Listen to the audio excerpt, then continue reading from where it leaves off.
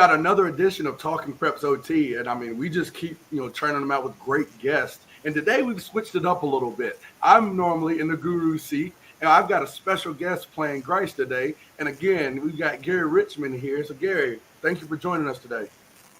Yeah, great to be here. Glad to get the season underway.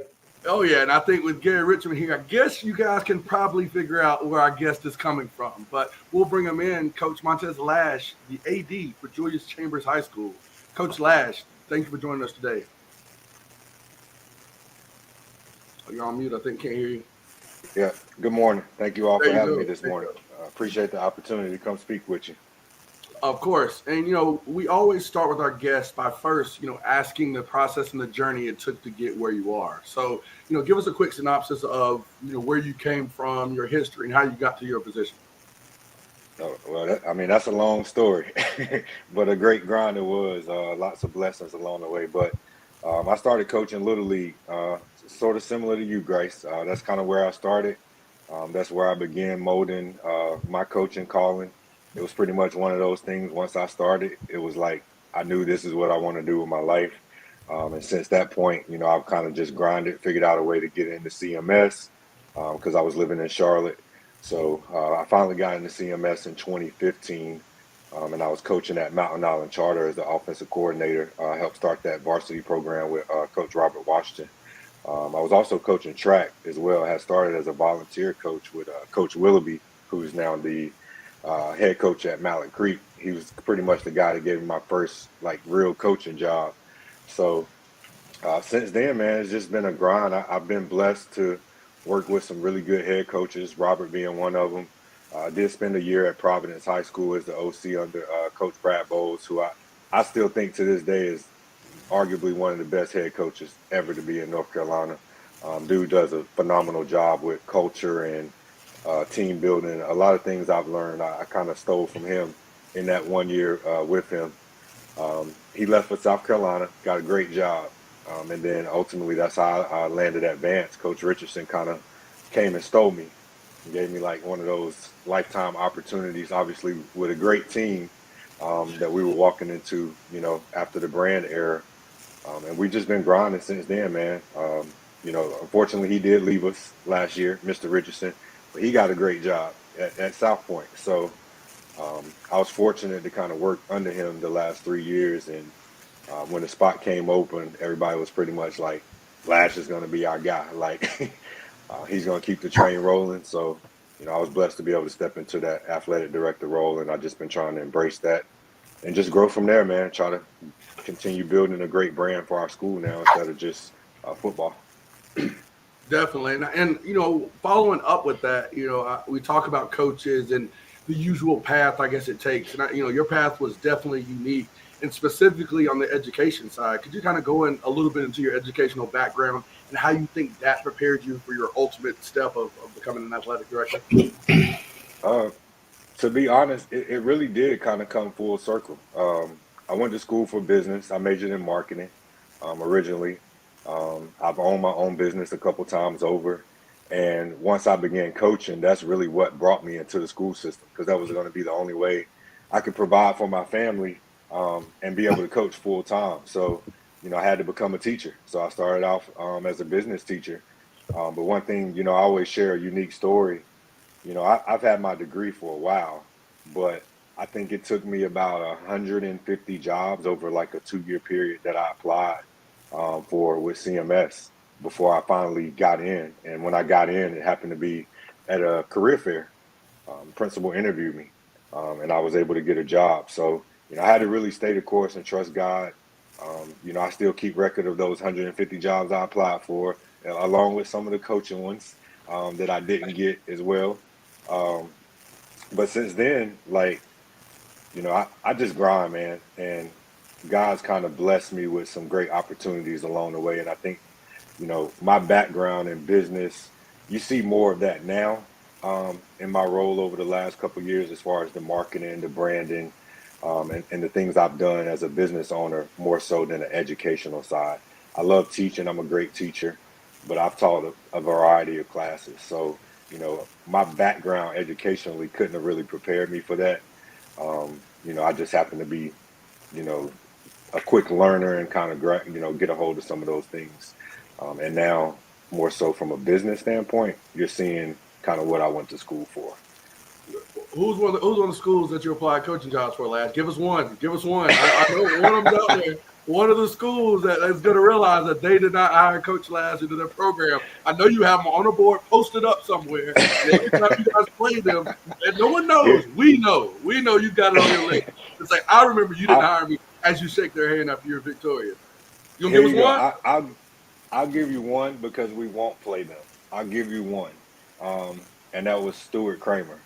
Yeah. As an assistant coach. The head coach wanted to hire me. But ultimately came down to the principal and the board, whoever it was at that time. But we'll never play them, so I can leak that name. It's okay. I won't leak anybody else. They already think I'm petty enough. Like, I get you in trouble. I knew you'd give me at least one. No, it was great. But, we were kind of talking in the back and giving the viewers a little bit of a window there. And just, even someone who's known you for as long as I have, I did not realize that you had the 2 master's degrees and were in school in California. Talk a little bit about your time in Oakland and just, maybe how that shaped your view a little bit different. I mean, we know, clearly you're unique from your presence and just the way you think about things in a very positive way. So just give us, a window into that time in California and how that kind of shaped you going forward. Yeah, well, I mean, I took a chance on myself, just trying to invest in myself from an educational standpoint, and just wanting to experience something. That couple years or 2.5 years was very unique, but it was helpful.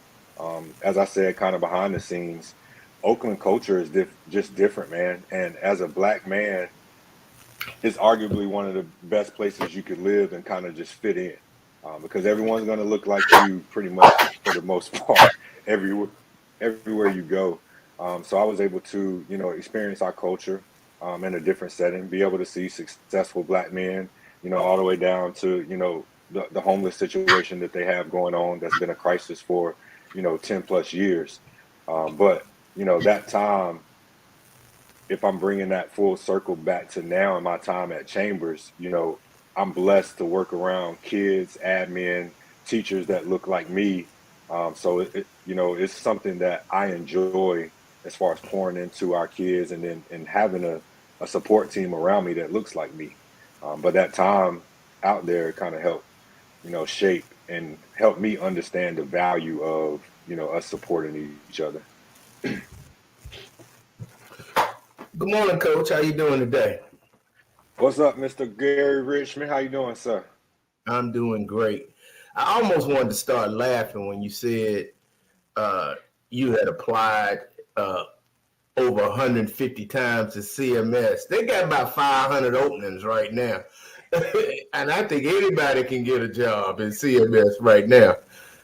Yeah, well, we had that shortage when I was applying in 2013 to 2015, but I promise you, I could probably pull up that screenshot right now. I got record of it, I promise. I know that. When you said 150 times, I was like, God, what were they looking for back then? Because right now, they're looking for breathing bodies. If you can breathe and you can get there on time, you're hired. So that kind of made me laugh when you said that, but I guess we're in different time periods now. You said one of your degrees was in marketing, and that made me think about you are known for and very good at promoting Chambers athletics. The hype videos on Twitter and Facebook and other forms of social media really attract a lot of attention. Is that a way to promote Chambers? What is the purpose of that, first of all? So for me, the main purpose, right? And I started this a while ago. Social media just really kind of blew up as far as athletics. I wasn't the first coach promoting their program. I just had a vision that I kind of worked on behind the scenes for our program. And some of the things, I borrowed from a lot of college programs. But to answer your question, the purpose is really to give our kids an experience that they're going to remember 10, 20, 30 years down the road. I always talk about the idea, like our era of coaches, We can't really go back to the high school vaults and pull those pictures and videos. We ain't have it. A lot of us, our coaches was exchanging tapes, VHS or DVD. If you had pictures, it came from the newspaper. So, I'm trying to provide a unique experience for our kids that they can remember forever. That's number one. But two, I tried to create a lane for our program that's going to bring value and attention to it where we don't have the resources that a lot of other schools have. So, when I first came on, we had a small booster club. So, we're not going to have an abundance of money. So my marketing savvy was, hey, how can we create a brand that makes sponsors or companies want to come in and support us versus, oh, my son Johnny's on the team, or I graduated from there, so I'm just dumping money into the school. We haven't really had that. So for me, it's about creating a brand that makes companies want to support us and get behind what we're doing and rally behind our teams. Moving to athletic director, it shifted now from just football and track, because those are my primary sports, to now I'm trying to recreate that for all of my sports. My principal always talks about, and this is the third part to your question. He always talks about being a school of choice for the Charlotte area. And as the athletic director, my job is to help promote Chambers High School to be a school of choice. And for me, that's from an athletic side. I want parents and kids to know exactly what they're stepping into when they're looking for a school or looking for a home school, or, they move into to Charlotte area. I want them to feel comfortable knowing that their kid is going to have a great experience, and they're going to be successful within any of our athletic programs. Coach, I can relate to you stepping away from being a coach, not to being an AD, but just stepping away from being a coach. And it can be kind of tough. I did it a couple of times in my own career, and it kept pulling me back. How is it as an AD not being in those coaches meetings, game planning, practice, study hall? Bryce got me rolling right Listening to playing time from parents. How has that transition been from what you used to do as a coach as opposed to what you have to do as an AD? So, I'm a transparent person. I'll shoot it to you straight, 100% of the time. It has been a struggle. I'm a ball coach. I love coaching ball. I love, especially at Chambers. I fell in love really with coaching, being here, and our kids. So stepping away, last year I was able to kind of finish out the season and kind of take on AD duties as interim until the season was over. But this year, being 100% away from coaching ball, it is tough, man. The kids miss me. They tell me all the time. What I did for my own kind of sanity is like just step back, from being at practice every day, and just trusting our coaches. I'm really close with Coach Wiggins. He and I attended the same high school, so we come from the same coaching tree. And then obviously our offensive coordinator, Donald Littlejohn, that's my best friend. Me and him talk regularly. So, I have to really trust the guys that's in place to take this program to the next place, and not, be in my own feelings about just missing coaching ball. It's tough though. You miss it. You miss the meetings. You miss the prep. You miss just hanging around with the kids in the locker room. But I'm still able to build those bonds and those relationships, just from an AD standpoint. The kids still know I have an open door policy. So, they spend a lot of time in my office. I still know about all the personal things going on with all of our kids. So I just give it to them in a different light, just not from a coaching role, but just more so now I'm even more so a fatherly, perspective, just because I'm over all the sports now. And also, Coach, we talked about you having to step away, and I know it's tough when you don't get to be around the kids on a daily basis. Do you think CMS should go back to allowing ADs to coach? When I was coming up through CMS, most of the ADs were also the head football coach. And if it wasn't the head football coach, maybe the head basketball coach. And I think there were people that thought not so much that they had too much on their plate, but they funneled so much of the money towards their own programs. And the other coaches from other sports might complain, how come we don't get it? The football team gets it, or the basketball team gets it.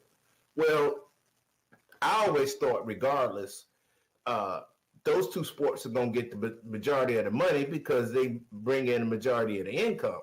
But what are your thoughts about CMS ADs being allowed to coach? It's still done in a lot of school systems around North Carolina. Seems like the major ones, Wake, CMS, they have gone away from ADs being allowed to coach. So I'm on both sides of that fence. Now that I'm on the athletic director side, from a logistical standpoint, from a responsibility standpoint, from just a daily must in terms of your task and things that you're tasked to do from a director standpoint, it is a lot. And although I think it would be great, it would be a lot on your plate to handle. Like I think, is it possible? Very much so. Um, but I think it still would probably vary school by school because the resources that's available, the support that's available, or even just the coaches that you have around you. If you're the AD and the head football coach, you still have to be cognizant of the coaches in your other sports. So, you have young coaches, you're doing a lot of mentoring. If you have first year, second year coaches, you're doing a lot of growing and teaching as far as grooming them as a head coach.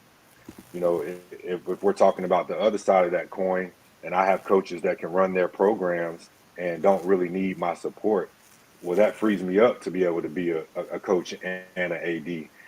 So I think it would be on a case by case basis. I can make an argument for either side. Ultimately, I think if North Carolina is going to keep up with the other states, they're going to have to look at, restructuring some things, whether that's, increasing coaching pay or increasing athletic director pay. Because as we know, we lose, a ton of coaches every year to other jobs in other states, to go do exactly what we're doing here for, a fraction of the pay. So I'm hoping that, I'm not even going to say I'm hoping. I trust in Erica Turner and Steve Robinson.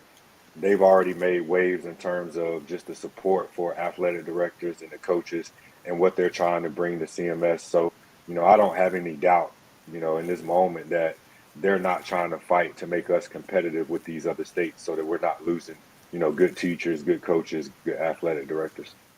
Yeah, I had a talk with both of them the other night at the game.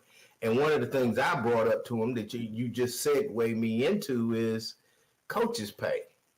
And I've always had a problem here in CMS that a first year coach can make the same amount as a 25-year veteran or an assistant coach who coaches 10 games, they don't make the playoffs, versus a coach that goes to the state championship like your guys. So they're working an extra 5 weeks with no pay. They've already been paid at the end of the regular season. And one of the solutions I've talked to people about is allowing so much of coach's pay comes from downtown. Okay, so when allow the AD and principal to sit down and decide where that money should go as far as coaching salaries, because it's no way a first year coach should make as much as a head coach or a 30-year coach or 25-year coach. That's just not right, especially when you have coaches that consistently make in their staffs consistently make the playoffs and they're not getting compensated for it.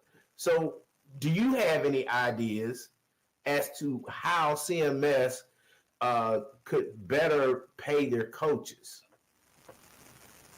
Well, at the present moment, we have different committees set up as far as our athletic directors in CMS. And I know this has been a big topic of conversation. I don't serve on that particular committee, but I know that they are working behind the scenes to talk about restructuring the pay, talk about the years of service or years of coaching, as well as like postseason. So these are things that, they're trying to develop a structured plan that could be presented to the Board of Education for those changes. Like I said, I have no doubt that our current, county athletic director isn't on our side. She's been working diligently to, make a lot of changes and for the greater. I don't mean just, the bad stuff that a lot of people are just talking about. She's working behind the scenes with, the sponsors and the things that's been done already in CMS, i.e. Flag football. So, I'm trusting in that they're already trying to restructure that because they see it.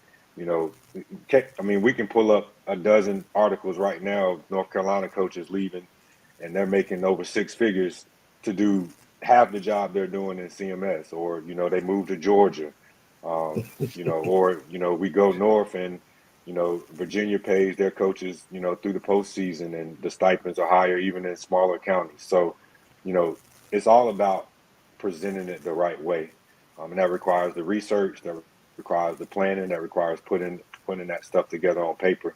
Because if you're going to take anything to CMS, you gotta have it laid out. Who would it be presented to? Is it to the board or the superintendent? Well, I mean, the superintendent serves as part of the Board of Education for CMS. So ultimately, it still has to go through their desk. But it's going to be presented to, same board directors that hold your school board meetings. And then ultimately, I think he can make the decision, yay or nay. I might take up that cause. I know how to cause trouble. I might take up that cause. You got Gary ranting again. That's all I know. We're on Chamber Talk. But let's switch it up a little bit. One of the things that we got to address on here is the Chamber swag. I think everybody talked from the transfer or the switch from the brand era kind of to the new Ferb Wiggins Lash area here. And I think one of the biggest things we've seen is that change in style, the social media. You guys have a dedicated videographer. I mean, even you guys corrupted Coach Wiggins. I see him, getting in his Omega Man, steps right after the win. I mean, I've been on staff with this guy, never seen it. So again, that's style. What makes it so infectious, and what, kind of is that direction, that thought process for you guys around creating that? Man, I'm gonna tell you this, and I say this all the time. Actually, I text our videographer this morning, and I tell him that people forget that football is a game. It's meant to be fun at the end of the day. As Gary alluded to, whether we go to 4 straight championships or we win 0 games, as coaches, we're all going to make the same amount of money. So that should have no bearing on the fun in the game. In turn, we're just allowing our kids to be themselves, man. Like, if you're not allowing them to have fun, what are we really coaching for? And that's what we've embraced with our school. Yes, we sit down and we talk about some things that's acceptable or unacceptable. Are we still representing Chambers as far as a brand, in terms of the school?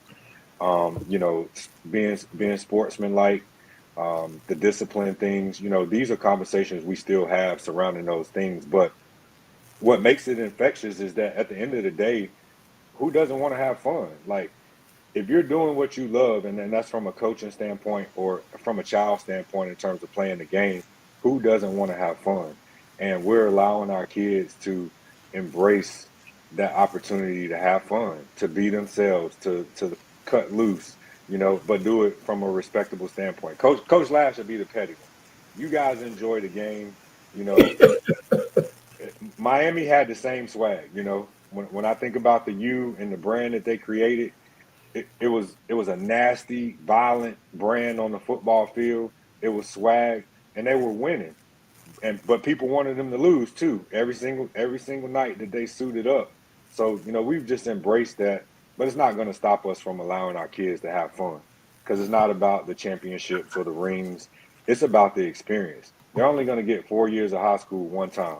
So when they leave our school, I want them to have the memories that they can look 10, 20 years from now and talk to their kid about.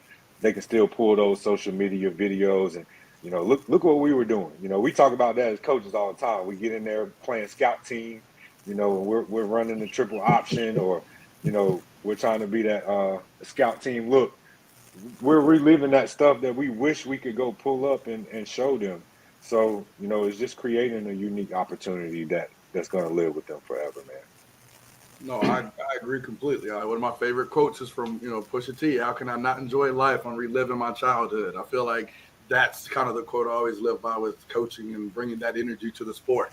But one question, kind of following up from that: do you guys feel that you're unfairly portrayed? I mean, I know the style and the swag. It comes with a cost. I mean, comparing. I'm glad you compared it to the U. I think watching your state championship victory against Rolesville reminded me of some of those Miami, U teams. Tons of talent. You guys absolutely destroyed and dominated Rolesville, but it was a penalty fest. I mean, you really watching that game, and it just seemed the game was bogged down. We knew the inevitable was going to occur, but it just seemed like it was a lot of attention paid to your swag. And again, within the confines of the field of play, flags were being thrown as a result of that. So do you feel that it's unfair, and kind of how does that style play with the refs in your opinion? Uh, I mean, I think when you kind of take on that, I don't want to say bad boy because I don't really look at us as like the bad boys of football. But, we are kind of looked at as like that villain. But I think a lot of that comes from, just our following on social media and teams and coaches, not buying into social media for their programs. But in turn, from a ref standpoint, a penalty standpoint, honestly, a lot of calls are warranted, and those that are not, we tag them and we send them in, so that they can get better. I do understand as a coach that we are short on refs, and you got a lot of new refs coming into the positions, so there's going to be questionable calls. I mean, that's every night, but we can't use that as an excuse to not play our brand of football. For every missed call, I can pull up a call that we shouldn't have. Why are we having to coach that? Or why are we having to correct this? This is day one mistakes. So I think it's going to be, two sides to that coin. But I try never try to throw the refs under the bus because I know how hard of a job they have. It's just always my hope that there's not a bias there, and that they see the bigger picture in terms of our kids just enjoying the game and having fun. In my role now, I'll take on that responsibility in terms of addressing, your missed calls, or maybe, your judgment of the team and stuff. So, to some people, if they have a bias bone in their body, that's probably going to show up, but that's not our responsibility. And talking to someone last night, one thing they said, our game went on for almost 3.5 hours last night. So, a lot of calls in that game. But, one thing that he said to me that stuck out is these kids, some of them have been to 2 and 3 state championships.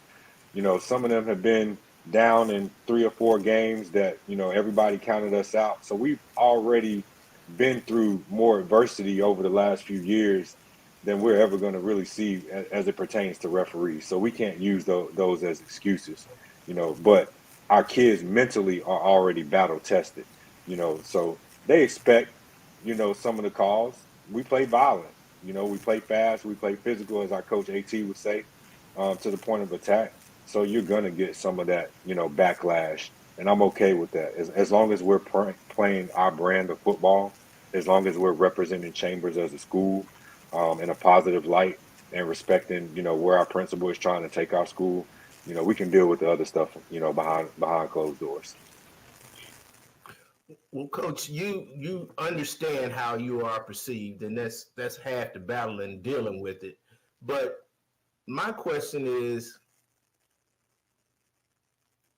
as I follow Twitter and other social media, I see a lot of coaches that are going back and forth at each other. And I'm just referring to CMS coaches about what their kids are going to do or what they're going to do and that type of thing.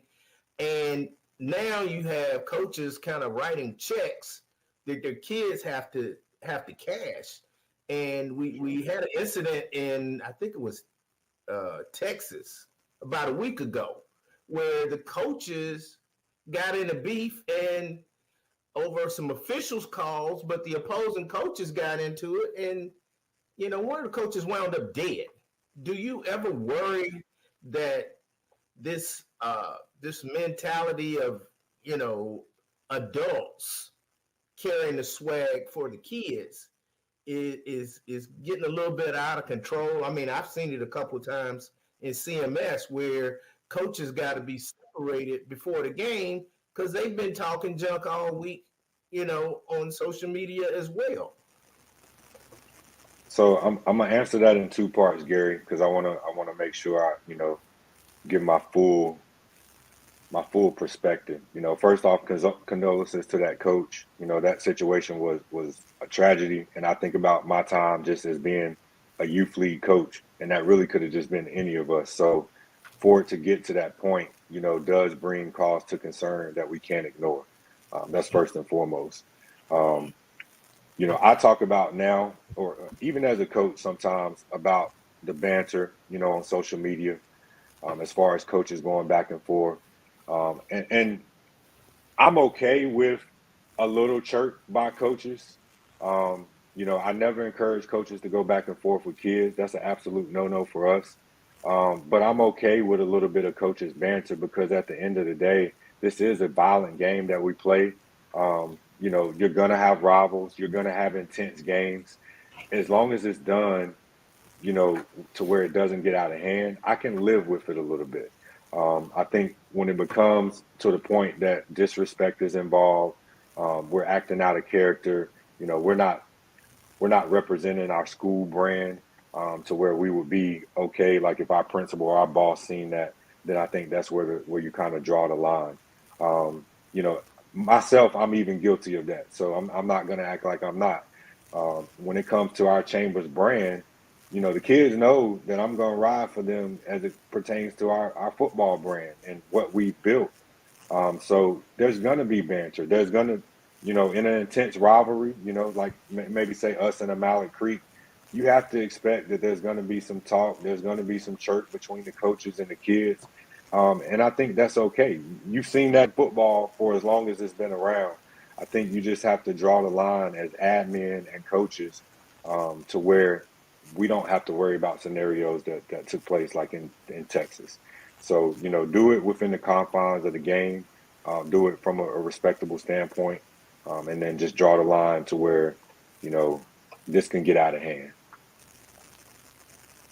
Okay. Fine, Sarah. Coach Lash, we appreciate you being here, on with us. One question I want to ask that normally the guru is the one to ask this one, but there always is going to come a time, even where you put your whistle down, even if you may pick it up like Gary, and that you're going to put it back down eventually. There's a time where you'll ultimately retire. We know, and again, you really illustrated through this interview how multifaceted you are. What would you like your legacy to be, and just how do you want to be remembered when your time is done? Man, it, that's simple for me. I always want to be remembered by the amount of kids we got into school for free. That's where I feel like God has really blessed me in terms of just the recruiting aspect and getting our young boys to college. Um, when I think back to my high school career, my head coach Tony McKee, one thing he cared about was how many kids am I sending to college. That was kind of like his staple. We wasn't going to win a lot of championships there. We competed. We were going to make the playoffs, so it wasn't all about the wins and losses. And for me, it's the same thing, man. Every year, I'm trying to count how many kids are we sending to school. I don't care what level it's at. I don't care what sport it is. How many kids am I sending to school for free?